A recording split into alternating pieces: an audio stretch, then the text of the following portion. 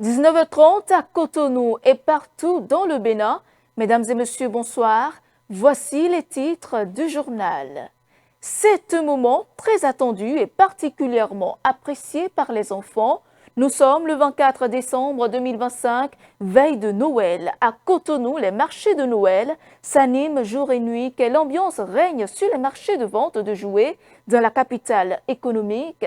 Élément de réponse dans ce journal. Au stade Al-Barid de Rabat, le Bénin s'est incliné face à la RDC ce mardi en phase de groupe de la CAN 2025. Les impressions des guépards à suivre dans un instant. En dehors du Bénin, les chefs d'État de la Confédération de l'Alliance des États du Sahel se sont réunis à l'occasion du deuxième sommet tenu ce mardi à Bamako. Le Mali, le Burkina Faso et le Niger franchissent ainsi une étape majeure dans leur quête de souveraineté.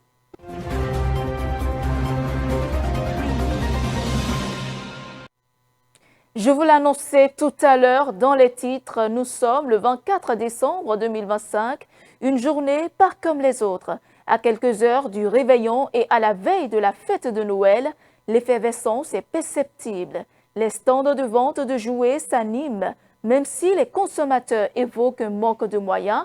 En cette fin d'année, la mévente marque certains marchés de jouets à Cotonou. Suivons ce reportage. Pour faire plaisir aux enfants en cette période de fête de fin d'année, l'heure est à la course aux jouets. Une fête tant prisée par les enfants et pour laquelle beaucoup attendent impatiemment le jouet qui jusqu'ici garnissent encore les étalages des commerçants. Au marché circonstanciel installé à la place Léline à Cotonou, les clients se font rares. Cette année, on constate que les clients ne viennent pas, les parents ne viennent pas comme nous les attendons.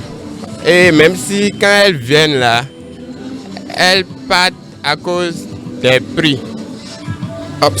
On a des petites choses et on a des grandes choses. Mais quand ils viennent ici là, ils veulent des grandes choses. Mais les prix qu'ils amènent là ne suffisent pas. Et il y a encore la mévente. Beaucoup ne viennent pas. L'affluence cette année, ça n'a pas été comme l'année passée. La vente, ça ne coule pas comme l'année passée. Mais les clients viennent un à un. On se plaint pas trop quand même.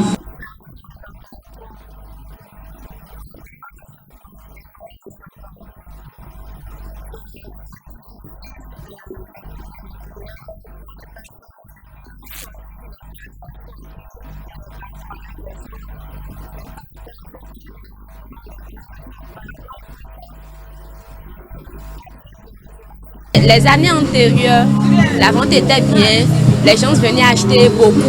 Mais cette année, nous ne savons pas ce qui ne va pas.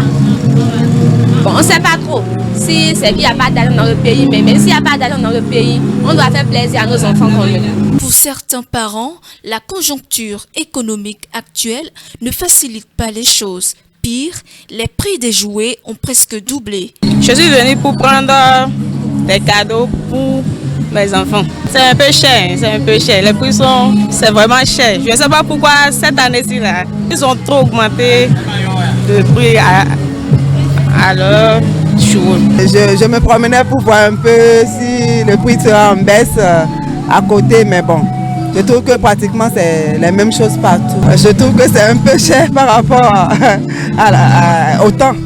C'est un peu dur, il n'y a pas le marché, mais bon. Si c'est pas avec les bonnes dames, elles disent qu'elles ne gagnent pas beaucoup, mais déjà un peu partout on voit que c'est le même prix, ça veut dire que c'est raisonnable, mais c'est parce que il y a un peu la conjoncture qu'on trouve que c'est cher. Chères autorités, je vous demande de faire un peu de subvention pour les jouets des enfants, puisque tous les enfants doivent s'amuser, que ce soit les plus riches, les moins riches, pour que tout le monde ait le sourire. S'ils peuvent faire quelque chose, subventionner pour que le prix diminue un peu, ça me ferait plaisir.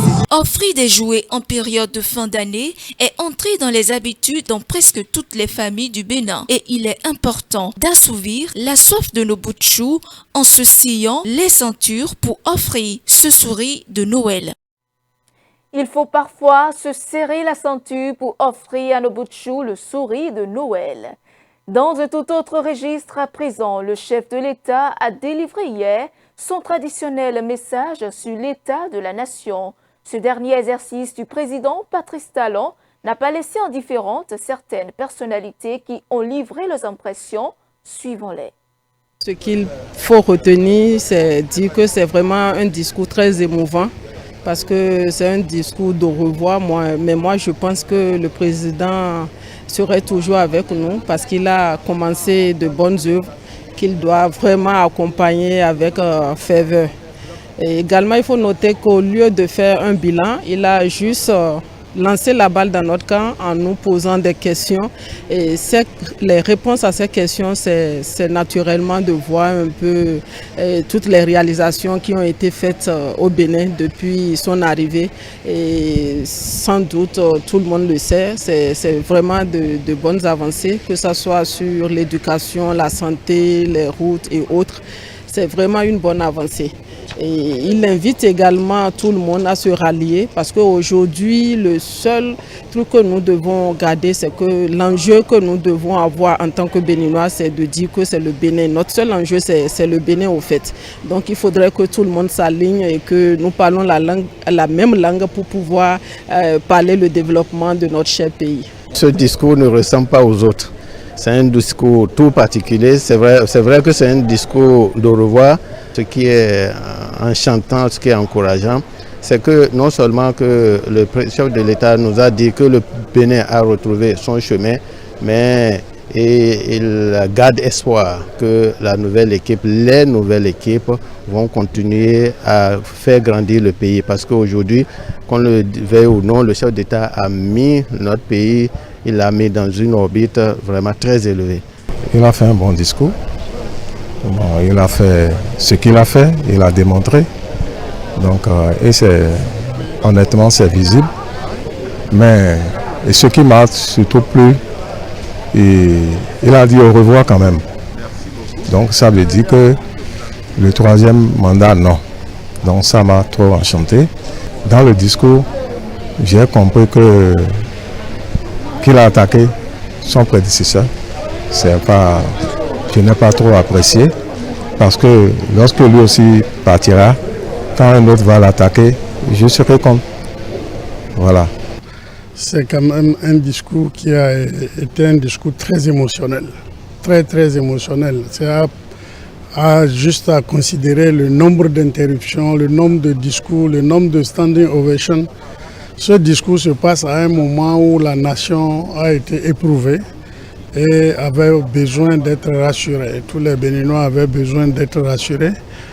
En dehors de cela, c'est un discours qui a été très particulier parce que le cheminement, c'est d'abord de se demander au moment où le pays, il prenait le pays, il était dans quel état, et nous savons tous dans quel état délétère il avait pris le pays, et s'interroger sur les différents compartiments du développement de sa mission qui était attendue pour le bien-être des Béninois, pour apporter enfin des réponses claires dans chaque compartiment et finir par nous rassurer sur l'avenir, il dit aux Béninois, ne craignez rien.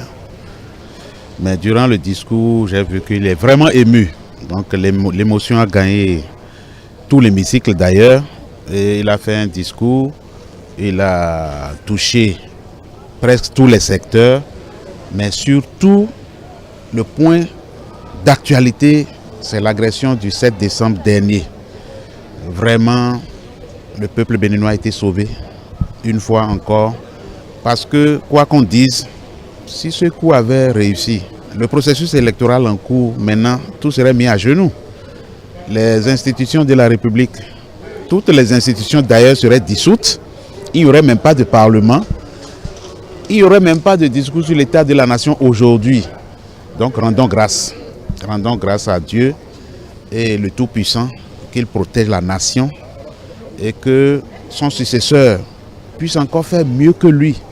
Il a d'ailleurs dit à travers son discours que le prochain président aussi de l'Assemblée nationale fasse encore mieux parce que la mandature finissante a fait de son mieux, mais peut mieux faire encore. Pour son retour à la Coupe d'Afrique des Nations, la sélection béninoise s'est inclinée contre les Léopards de la RDC ce mardi à Rabat. Bien entamée par les hommes de Guénotror, la rencontre a basculé après un défaut de coordination défensive sanctionné dès le premier quart d'heure. Suivons les impressions des Guépards. Ce sont des matchs qui sont très intenses. On a essayé quand même de produire un jeu collectif et tout. Et voilà, des matchs comme ça, une petite erreur, une petite inattention, ça se fait cash. Mais voilà, on va se servir de ça et progresser encore plus. Et faire un très bon match au deuxième match parce que là maintenant on est dos au mur, on n'a pas le choix. Si on veut rester longtemps dans cette compétition, il va falloir faire un très bon résultat contre le Botswana. J'étais un peu confus, je pense que j'ai peut-être mal entendu, il y a une communication qui a été faite et c'est pour ça que je me baisse, j'ai laissé passer le ballon, mais bon c'est une erreur que je ne dois pas faire. Voilà, moi je prends toute la responsabilité sur cette erreur-là, c'est vrai que je suis sur le ballon donc je dois la dégager. Et la communication n'a pas été bonne sur cette phase-là, mais après je suis fier de l'équipe parce qu'on a fait un très bon match et il faut qu'on continue comme ça parce que c'est encourageant pour la suite. Parce qu'on a montré que on pouvait rivaliser avec des équipes comme le Congo qui sont encore en course pour la Coupe du Monde. On a su rivaliser avec eux, on a su leur montrer qu'on avait les armes aussi pour les faire douter. Donc on va tout faire pour justement marquer l'histoire et essayer de gagner ce match contre le Botswana. L'Alliance des États du Sahel franchit une nouvelle étape vers l'autonomie régionale. Les chefs d'État du Mali, du Niger et du Burkina Faso ont tenu des discussions de haut niveau à Bamako. La deuxième édition du sommet de l'AES vise à renforcer la coopération au sein de l'Alliance et à réduire sa dépendance vis-à-vis de la CEDEAO, le bloc régional ouest africain. Le reportage. Les gouvernements du Mali, du Burkina Faso et du Niger, dirigés par des militaires, accélèrent leurs efforts pour remodeler l'Alliance des États du Sahel, réunis lors d'un sommet pour notamment officialiser leur retraite de la CEDEAO. Les membres de la coopération régionale dirigée par le président du Mali, le colonel Assimi Goïta, ont notamment échangé sur le renforcement de la coordination de la sécurité. Avec ce sommet, l'AES franchit une nouvelle étape vers l'autonomie régionale en approfondissant leur coopération transfrontalière. Les trois pays ont formé une alliance en 2023 et se sont retirés de la CEDEAO l'année dernière à la suite de désaccords entre les trois pays et la plupart de leurs partenaires occidentaux après des coups d'État militaires. Le sommet s'est concentré sur la défense et la sécurité, le développement, la communication et les efforts de lutte contre le terrorisme dans les trois pays. Après la nomination du président malien Assimi Goïta à la tête de l'Alliance lors du sommet de l'année dernière, un nouveau président de l'Alliance devrait être nommé à Bamako cette semaine. Au Sénégal, le collectif des avocats du Premier ministre Ousmane Sonko a annoncé le dépôt d'un recours en demande de révision du procès ayant conduit à la condamnation de leur client. Ousmane Sonko avait été poursuivi par Mamé Baye Niang pour diffamation et injure publique après avoir affirmé que ce dernier avait été épinglé dans un rapport de l'Inspection générale des finances pour des détournements de fonds liés au programme des domaines agricoles communautaires. Suivons le reportage. Au Sénégal, les avocats d'Ousmane Sonko ont indiqué avoir introduit un recours en révision du procès qui opposait leur client, à l'époque opposant à l'ancien ministre du Tourisme Mame Baye Niang. Cette affaire avait valu à l'actuel Premier ministre son exclusion de la course à la présidentielle de 2024. 1 an et demi après la nomination du leader du PASTEF à la primature, la bataille judiciaire pour son intégrité civique franchit ainsi une étape décisive. Ces conseils étaient réunis en conférence de presse cette semaine pour la réouverture du procès pour diffamation, affirmant avoir découvert un document à charge contre l'ancien ministre suffisant pour acquitter Ousmane Sonko. Selon les avocats de Sonko, l'objectif de cette bataille judiciaire est de laver l'honneur de l'actuel Premier ministre et de lever définitivement toute hypothèque sur son éligibilité pour les échéances futures, notamment la présidentielle de 2029. Cette sortie intervient alors que le président Bassirou Diomaye Faye effectue une tournée économique dans le sud du pays. Selon les médias locaux, la défense miserait sur une rupture totale avec les décisions de l'ancien régime pour restaurer les droits d'Ousmane Sonko. La République démocratique du Congo a officiellement repris l'exportation de son colbalt. Cette reprise intervient après une période de suspension décidée par les autorités afin de préserver les intérêts nationaux et de réorganiser un secteur stratégique. Pour le gouvernement de la RDC, il s'agit d'un signal en faveur de la relance des activités minières dans un contexte où le cobalt demeure une ressource clé pour la transition énergétique mondiale. Le reportage. Après 10 mois de suspension de ses exportations de cobalt, la République démocratique du Congo a annoncé mardi la reprise des ventes.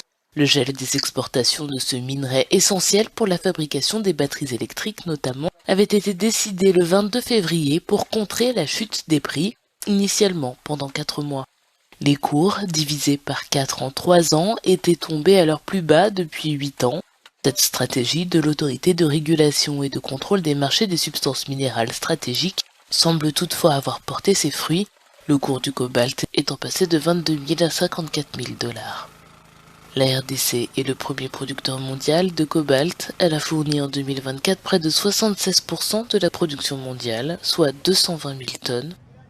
L'offre provient de 2 mines, Tenke Fungurume et Kisandu, les plus grandes du monde, exploitées par le groupe chinois CMOC dans la région du Katanga, dans le sud-est du pays.